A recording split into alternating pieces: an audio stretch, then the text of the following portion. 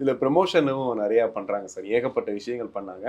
அதுல குறிப்பா வந்து இப்ப விட்டுட்டாங்க. நீங்களே பார்த்துக்கங்க அப்படின்ற மாரி. இன்ஸ்டாகிராம்ல தான் தொடர்ந்து பார்க்குறோம். எல்லாருமே இத ப்ரமோட் பண்ணிட்டு இருக்காங்க.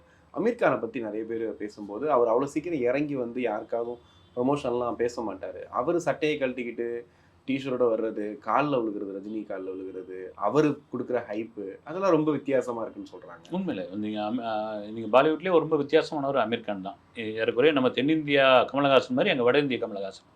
அவருடைய படங்கள்லாம் அப்படிதான். காம்ப்ரமைஸ் ஆகாதவரு, கமர்ஷியல் தளத்துக்குள்ள அதிகம் போகாதவரு.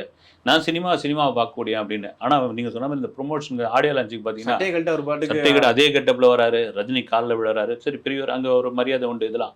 இதெல்லாம் தாண்டி அங்க போய் ப்ரமோஷனுக்கு பேசுறாரு ஒவ்வொரு சேனல்லயும் வந்து. லோகேஷ் கனகராஜ் பேசுறாரு. அடுத்த வருஷம் நவம்பர் மாசம் நாங்க 2 பேரும் சேர்ந்து படம் பண்ண போறோம்ன்றாரு. அப்போ இந்த அவருடைய கேரக்டர் இல்ல இவருடைய ஃபிலிம் மேக்கிங் இல்ல ரஜினி மேல் உள்ளது அந்த ஒரு இதெல்லாம் ஒண்ணா சேர்ந்திருக்காங்க. நாகார்ஜுனா அங்க பார்த்தீங்கன்னா, அவர் ஒரு பக்கம் வந்து ஏறக்குறைய தெலுங்கானா, ஆந்திராவுடைய பிஆர்ஓவா மாறிட்டாரு அவரு. இல்ல அவரால இங்க ரிலீஸும் பண்றாரு. பேசி தான் ஆகணும் அப்படின்ற மாரி. பேசி தான் ஆகணும் அங்க. அங்க ஒரு ஸ்டைலிஷ் வில்லன் அது இதுன்னு சொல்லிட்டு இருக்காங்க. அங்க